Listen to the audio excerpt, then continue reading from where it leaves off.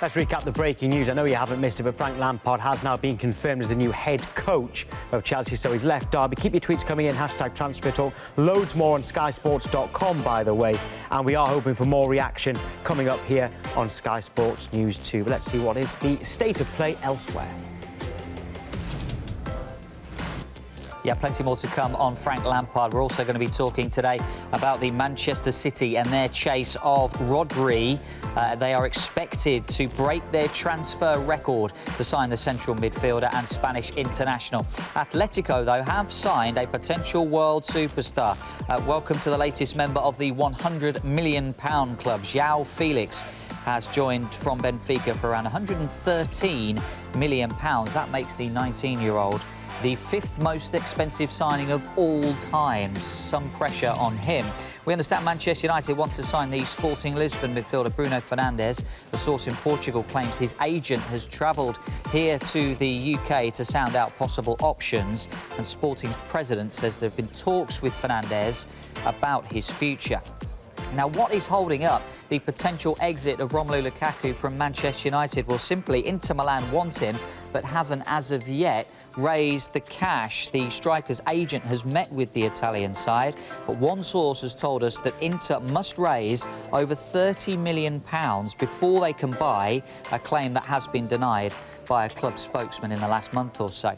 And we are expecting an announcement later today from Leicester as they confirm the signing of Ayoze Perez from Newcastle. Leicester met the striker's release clause and agreed personal terms and passed a medical yesterday, so keep an eye out for that one. Look at that. All of that is going on at the moment, but of course, with that Frank Lampard news coming in just after 9 o'clock, that has dominated so far. But we are going to move on. We are waiting for more Chelsea reaction coming up from a former player or former manager coming up as soon as we get it. But there is some news coming out of Manchester United over the last 24 hours regarding their goalkeeper, isn't there, JD? Yeah, Tom, we understand that basically Manchester United have made an improved contract offer to David de Gea, which actually would make him the highest paid goalkeeper in the world.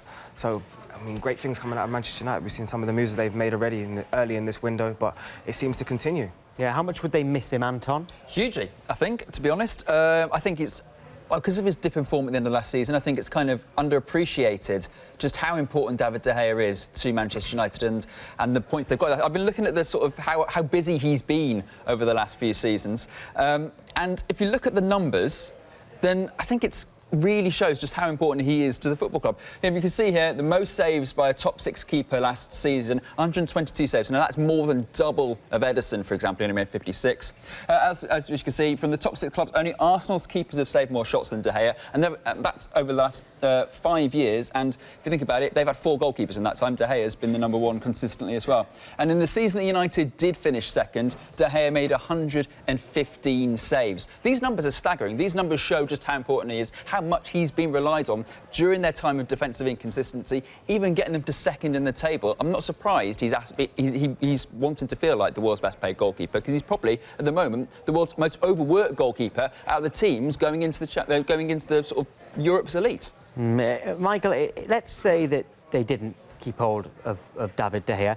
Would it be a huge problem for Manchester? Just looking at it from the other side, they've got Sergio Romero, who's never let them down, and young Dean Henderson. I know he made a mistake in the under-21s, but he was brilliant last season at Sheffield United. Yeah, I mean, I certainly wouldn't take any form from the under-21s into anything. You know, Aaron Wan-Bissaka didn't have a great tournament. It just was a poor tournament in general, Tom. Look, Romero's a fantastic number 2, very capable. That's why he's used in every European game, every cup game. Looking around Europe, though, how many top clubs need a top goalkeeper? I think that, you know, they say that vital fax that didn't go through to Real Madrid in 2015. Maybe his time at going to Real Madrid has passed for now. And, you know, he's a leader at the end of the day. And as Anton's looking by with his stats, you know, it was a poorish season for De Gea, but it was a poor season for United in general. Yeah, even so, Mark, though, fantastic goalkeeper, and it's definitely the right thing to try to give him the new contract. I think Anton's stats speak volumes. He's been superb for Manchester United, not just for one season, but for 5 or 6 seasons. And every time the David de Gea debate raises, it always reminds me of the time when Sir Alex Ferguson signed him back in 2011.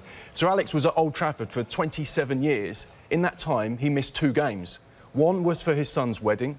The other was to watch David de Gea live in the flesh. And I think that says everything you need to know about what Sir Alex saw in David de Gea, and the fact that he went and got him, he stood by him in the early days, and now you're seeing this incredible goalkeeper develop, and such a huge part of Manchester United. Yeah. Just about sort of Dean Henderson, he mentioned as well. I've seen a lot of Dean Henderson over the last 2 seasons, and he is genuinely just a really exciting goalkeeper. His confidence, he's a shot stopper. The home fans absolutely adore Dean Henderson. This move allows Manchester United to send Dean Henderson out on loan if they want to, which is great for his. That'll be Premier League. Sounds like the obvious move, and also means that there's a big resale value for David de Gea if the goalkeeping market, as Michael was mentioning, does open up again and they want to bring through Dean Henderson. It's a win-win in my opinion for everybody. Just on a wider scale as well, how good is this for Manchester United? What you've seen, how efficiently and how effectively they've moved in the transfer market so early. Rashford being tied down, moving to Wan-Bissaka, not allowing the saga to go on, and now you're talking about securing David de Gea's future. Yeah, that's still an if with De Gea, of course. If I tell you who we know that there's interest in is a midfielder, Bruno Fernandes. We've got some stats, actually, on Bruno Fernandes. A lot of people are asking more about him. And it's fairly obvious what he provides. Because remember, this is a midfielder. And last season, out in Portugal, 20 goals and 13 assists from midfield, 104 chances created. Now, that passing accuracy, I've got to say, that should be better for a midfielder. But you can overlook that when you look at the rest of it, because he's certainly, Anton, someone who can add something different to that Manchester United midfield. Yeah, completely. And those are in 33 games. So he's, on average, contributing a goal or an assist in every match he played. And I think, people say, oh, it's only the Portuguese league. He scored 3 goals against Benfica in matches last season. He came in, he's now a starter for Portugal. I can see why Manchester United are excited about him. He plays primarily in the middle, which I think is interesting, because obviously you've got Paul Pogba, who likes to play and wants to play further forward. So how that dynamic's going to work, I don't know. But you need a squad. And also, Bruno Fernandes needs time to adapt to English football. It's a big step up from Portugal. He's played in Serie A before, so he knows a big league. But for me, this is the kind of player that I think could excite Manchester United fans if he's given time to adjust, develop, because he's got everything. He's a fantastic passer, he's great at set pieces, and obviously he can score a goal. And Dan James as well. Yeah, Dan That's James another player in early, and he is one that can definitely get bums off seats. Yeah. We've seen the players that have come from the Portuguese leagues, the João Martinhos, the Bernardo Silvas. They can adapt. So you have to take those statistics. You have to take Ruben Neves. Ruben Neves. You have to take those statistics and turn around and say that he's actually producing in a league that's reputable, and it's producing at the highest quality. And if he can transfer that form, if he does move to Manchester United and does come to England, you've got your hands on a good player there. I will just say, though, as we heard on the Transfer Talk podcast last week, it's the contractual situation that's a little bit more complicated with Bruno Fernandes. There is a clause in his contract saying if Sporting rejects an offer of €35 million, they then have to pay Fernandes €5 million. So it just means it's a little bit more difficult deal to negotiate. It doesn't necessarily mean it won't happen, but it's just setting the fee, I think, is the difficult things, because agents and players and the clubs themselves don't want to sour relations with the player or Sporting as well. Considering Sporting develops so many players, you never know when you need to negotiate with them in the future.